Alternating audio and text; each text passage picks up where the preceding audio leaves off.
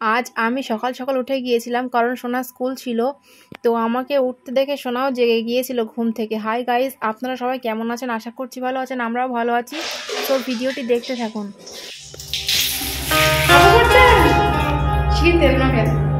ফারিয়া স্কুলে 10টার মধ্যেই ঢুকে যেতে হয়, তো সেই জন্য আমি ফারিয়াকে 9টার দিকে গোসল করানোর জন্য বাথরুমে নিয়ে এসেছিলাম। সব জায়গায়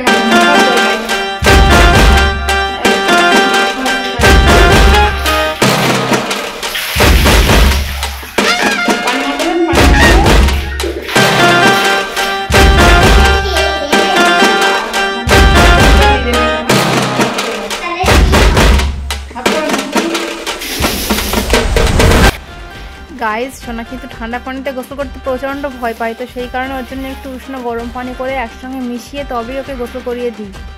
যেহেতু এখনও অল্প অল্প ঠান্ডা আছে, তো সেই জন্য গরম পানিটা দিই। গরম পড়লে তখন আর দেবো না, তখন ঠান্ডা পানি দিয়েই দেবো।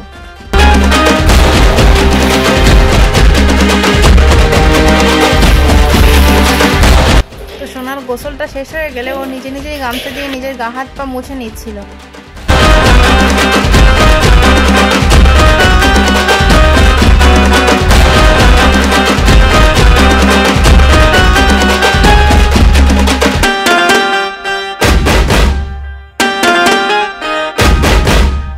তো এরপরে আমি সোনার জন্য আলু সিদ্ধ দিয়ে গরম ভাত নিয়ে এসেছিলাম ওকে খাওয়ানোর জন্য। তো জামা কাপড় পরিয়ে ওকে সম্পূর্ণভাবে গুছিয়ে ওকে বিছানায় নিয়ে গেলাম খাওয়াতে।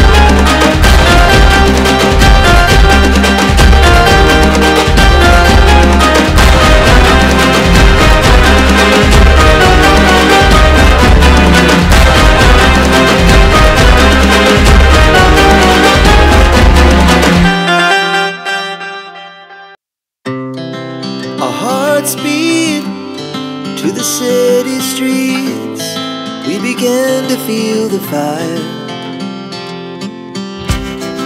We rise like tall buildings as the chemicals they take us high. তো বন্ধুরা, এরপরে আমি সোনাকে খাওয়াতে শুরু করলাম, কিন্তু সোনা একটু দুষ্টুমি করছিল। খেতে বসে বলছিল আমি ফোন দেখবো। তো যেহেতু আমি ফোন দিয়ে ভিডিওটা করছিলাম, ওই জন্য আমি ফোনটা তখনই দিতে পারিনি।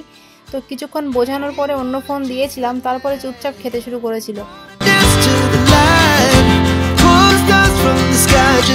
তো এরপরে সোনার ভাত খাওয়া শেষে ওকে আমি ওষুধ খাইয়ে নিয়ে নাকের ড্রপ দিয়ে নিয়ে তারপরে আবার স্কুলে যাওয়ার জন্য ড্রেস পরানো শুরু করলাম।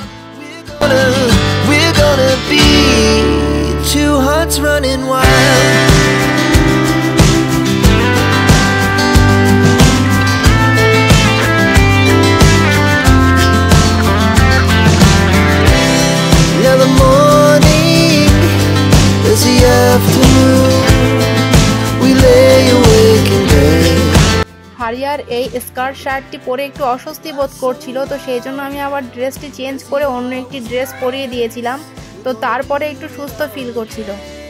তো এরপরে সোনা আমাকে টাটা বলে ওর পাপার সঙ্গে স্কুলে চলে গিয়েছিল। তো সেটুকু ভিডিও আমি করে উঠতে পারিনি, তো যেটুকুই পেরেছি আপনাদের মাঝে শেয়ার করার চেষ্টা করেছি।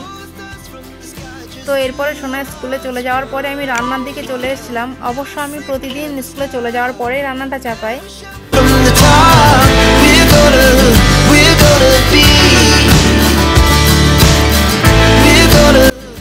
দুপুরে আবার যখন সোনা স্কুল থেকে বাড়ি ফিরে এসেছিল, তো তখন আমি সোনাকে নিয়ে খাওয়াতে বসিয়েছিলাম।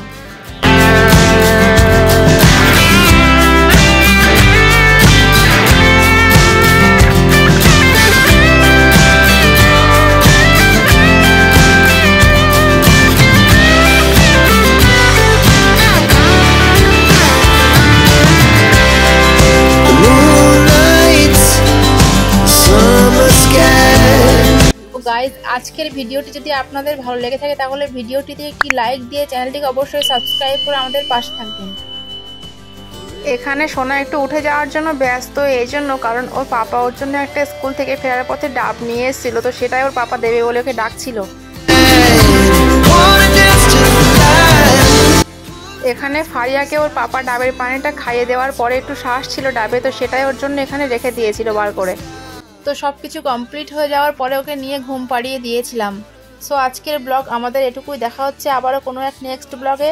ততক্ষণ পর্যন্ত আপনারা সবাই ভালো থাকবেন এবং সুস্থ থাকবেন। সবাইকে ধন্যবাদ।